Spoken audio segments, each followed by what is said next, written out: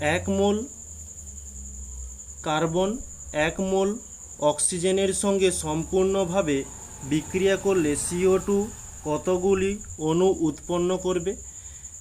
দেখো, কার্বন হচ্ছে সি, তার সঙ্গে অক্সিজেন O2 1 মোল বলেছে মানে সামনে 1 বসিয়ে দাও, 1 বসিয়ে দিলাম।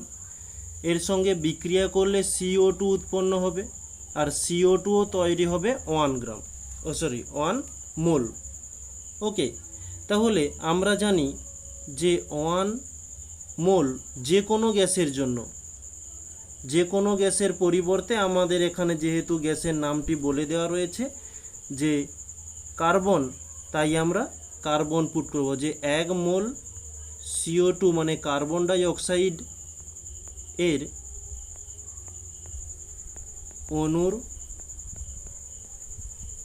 সংখ্যা 6.022 × 10⁻23।